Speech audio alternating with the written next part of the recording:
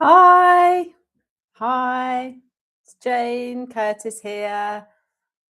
Hope you're doing well. It's lovely to see you, whether you're watching with me live or you are catching it on replay. It's wonderful to have you here. Today, I am talking about the very juicy world of money and freelancing. And I have decided I'm going to split this too because there's so much to say and I don't want this to go on forever. So we're going to split it into two parts and we'll see how far we get just now. But the reason I wanted to do this session was money comes up all the time. I hope you can hear me okay. I'm just going to move that up slightly. Got my tiny microphone. I think it's working okay.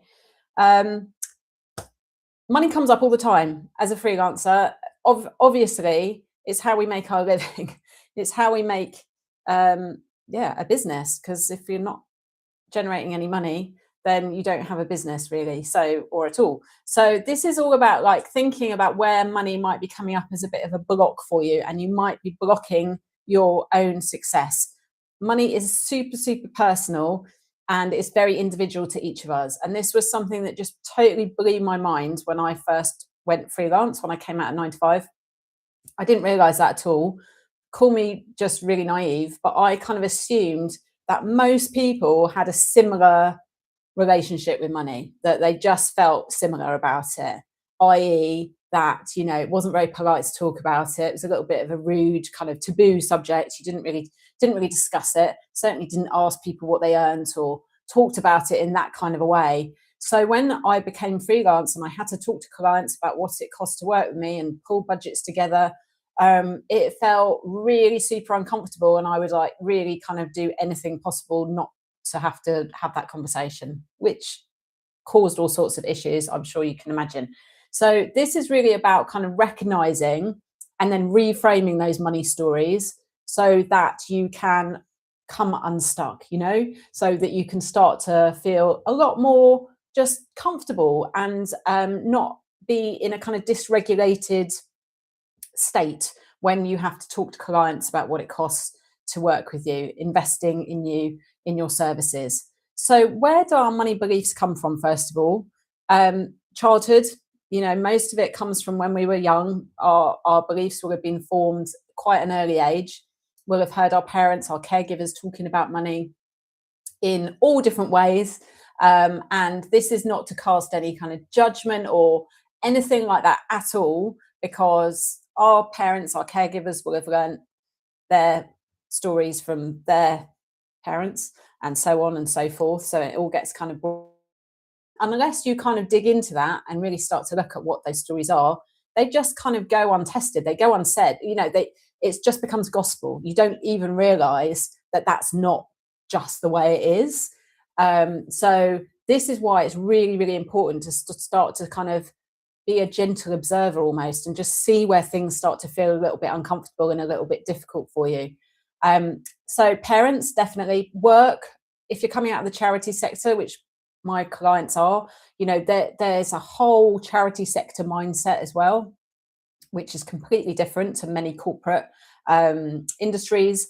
And then there's the media. You'll hear about things about people, really rich people, oligarchs, and world global leaders, some of whom doing absolutely awful things with money. That's going to have an impact on you. Your friends might have different opinions as well. So you're hearing all these different perspectives as well as what you've been kind of brought up with. This is so important, especially for women, freelancers, self-employed people, because we underprice ourselves like compared to men. So 2020 IPSI research was undertaken, and they discovered that women were pricing themselves 43% less than men, or put another way, men were charging 43% more than women were for the exact same work. So £500 day rate for a man, that would be £285 a day rate for a woman doing the exact same work, as I say. So what is that all about? Like, how are we going to create more equity and to get a level playing field when some of this disparity is kind of happening? If we're never talking about it either, and we're never sharing kind of what we're earning, and we're not talking about money in a healthy kind of normalized way, it's very it's very easy for all of this to just be brushed under the carpet, and to, for us to never look at it, or to feel like we have a part to play in that. So some of the reasons why that happens, traditionally, girls are brought up differently to boys. Boys might be encouraged to be a little bit more risky, to invest in things, perhaps to be a bit more entrepreneurial, whereas girls are perhaps traditionally brought up to be a bit safer, to not take so many risks, to sort of save, to be good. All of those kind of stereotypes are at play as well. So that's not helping, security over investments, or and we have a very different emotional relationship with money as well as women. It includes more fear and anxiety, and men are generally more confident. So if that continues, and that's never kind of like addressed or challenged, then you can see how a male counterpart may be really quite happy negotiating at a much higher kind of fee than a woman might. When I found all this out, it was absolutely mind-blowing to me. I could not believe it, because I had always assumed it was like a me problem, that I was crap at it, that I wasn't any good at maths, that I was terrible at budgeting, that I had no idea how to kind of charge for the work that I did. I attached it to my own sense of self-worth and value. I thought that I couldn't start freelancing at £400-500 a day. Like, I had to start like right down 200 or whatever, and I had to sort of almost kind of earn my stripes, if you like. So there's so much kind of unpicking that had to be done. And what happens when we do undercharge, and when we're not charging appropriately for our work, we feel like we have to say yes to everything, because it's panic sets in if you don't know where your next paid invoice is coming from, when you don't know when your next gig is coming from. So you can see how overworking becomes the norm. That could lead to burnout. You can feel like you're having to say yes to work, whether it's appropriate for you or not. And then before you know it, you're in a similar, if not a worse situation than you were in when you were in sort of working 9 to 5. It's the kind of opposite of freedom, really, and feeling like you have to say yes to everything that comes along. And this stuff is not taught to us in-house. So that, again, I'm not like pointing any fingers at all. I can talk about this with confidence because I have lived it. I have been through it myself. This isn't taught to us. I was a fundraiser, so I had budgets. I was responsible for big budgets. But when it came to me and my own business, I was attaching so much meaning to what I could charge for the work that I did and for my services. And it slowed me down big time. And I've shared this before, but my first year of freelancing, I generated like £20,000 less than when I'd been working in-house. So it was like hardly the ideal kind of start, really. It was only when I started digging into some of this money stuff and some of these money stories that I realized how much I had been kind of sabotaging myself. But we're not taught this. This is not stuff that we should know. So please don't feel like there's something wrong with you for not having this figured out. There isn't at all. So how this might show up on your kind of like day to day, if you like, and we've touched on them a little bit already, but like you might, if you feel really uncomfortable on sort of money talking about money, you might find it like you don't want to be sending invoices. You might feel some discomfort around that, not chasing late payments, not sort of chasing those up, or never wanting to kind of bring up the subject of raising your fees, undercharging, discounting. Our budget can't stretch to that. Oh, well, fine, I'll do it for half the money, whatever it might be. Again, I don't want anyone feeling like there's any judgment here. It's just this is what it is. Not being clear about what it costs to work with you. So being really wishy-washy about what your day rate is or your project fee is, and almost kind of fitting yourself into their idea in their kind of box. Doing a lot of work for free. I see this all the time, and that almost, you, like I was saying about having to earn your stripes, you almost have to kind of start at the bottom and kind of work your way up, even if you've had like 25 years experience in-house. Sticking your head in the sand when it comes to budgeting, just being like, oh, everything will work its way out in the end, and not kind of looking or addressing any kind of sort of discrepancies in your budget, not looking at kind of really what's coming in and what's going out, what your business expenses are, not tracking, not recording, being really unclear about what the true picture is. The meaning we assign to money, some of us feel very, very safe with it, and some of us feel very uncomfortable with it, and we would do whatever we could to get rid of it. So this was another mind-blowing moment for me when I realized that I had somehow, somewhere along the line, I had picked up this belief that it wasn't, it was uncomfortable to have a lot of money, and that I somehow get some kind of kick or a bit of a thrill out of living very close to the edge. So, right at the 12th hour, some money will kind of come in, which will pay for an invoice that has been sitting waiting to be paid. So it's that kind of feeling of like, it's almost like it's got to be uncomfortable. Wasn't at a place where I could just be happy with kind of more than enough. So this is huge work. It's huge. It comes down to your safety. It comes down to your nervous system.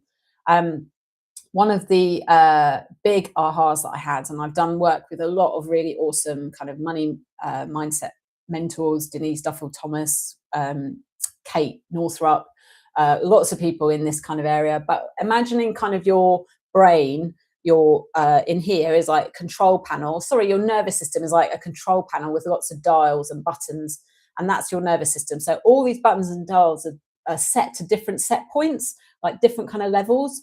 And these set points are determined by what we've learned as we've been raised, so things that we've picked up, our experiences and our parents and their parents and so on. So when we experience something that is traumatic, and this doesn't need to be a huge, great big trauma, it might just be you heard your parents having a heated discussion about money.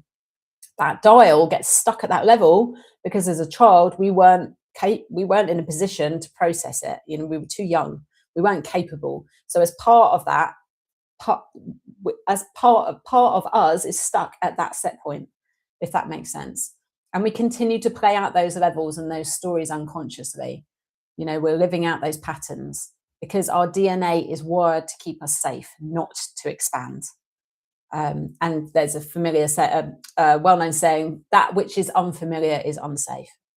So this is why I want to sort of say, do not have a go at yourself. Do not be hard on yourself for not having this figured out. This is deep-seated, deep-rooted stuff. This is, it goes really, really deep. So it's not just a case of necessarily upping your price, although that is obviously part of it. But without doing this work below the surface, you're going to keep continuing to sabotage yourself, as I was doing, and sort of feeling like I had to live really close to the edge, that there was something safer about that than having more than enough. So that I just want to be kind of clear on that. This stuff it runs deep.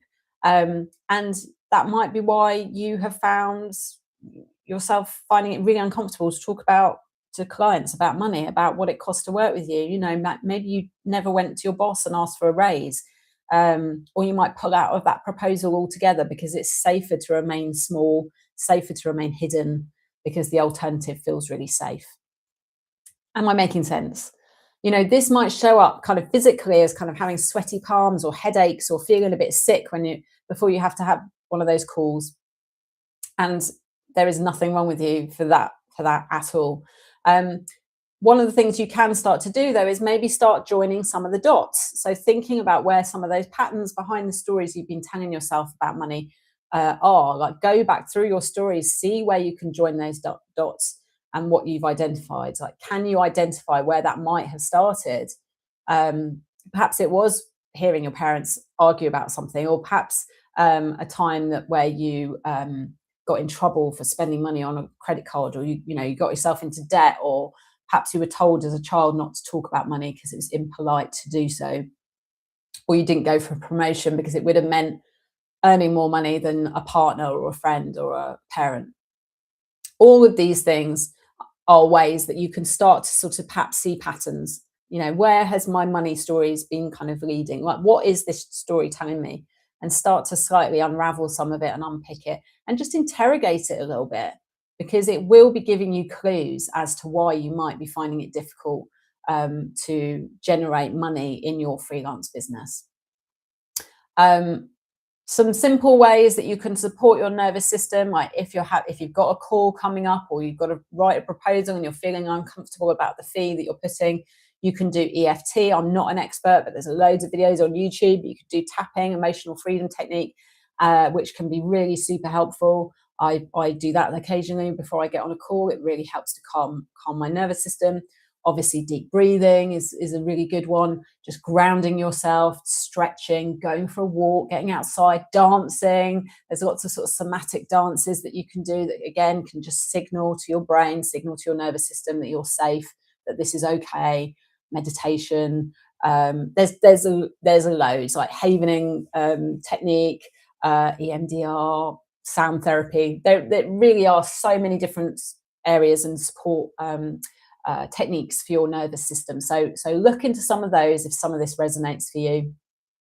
And also think about the communities that you're in, like your networks. Where might you be kind of leaning into some of that negativity, perhaps some of that scarcity mindset, the not enoughness, that everything's really hard at the moment. It's all about nobody's got any money at the moment. Budgets are really tight. If you're in communities or networks or social media platforms, whatever, where there's a lot of that scarcity mindset chat, just step away from it. Like, really be careful about where your energy is going and where you might be feeling drained. So surrounding yourself with people who talk about money in a really sort of positive way, and be super vigilant about who and what you surround yourself with. That all of this is why I put a whole module about money into the charity freelancing course that I run, because it's hard to find places where this is talked about in a really kind of normal, open way.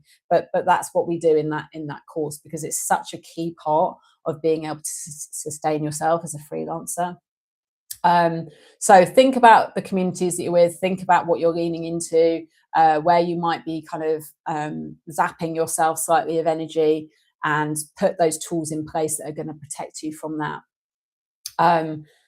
Focusing on things that you can control versus what you can't, because there's a lot of stuff going on in the world. There's a lot of crap going on. Like, we can't control a lot of that, but what can you control? So really think about your self-care, the boundaries that you set, that you really honor, how you respond to others, your thoughts, your beliefs, what you're reading, what you're consuming.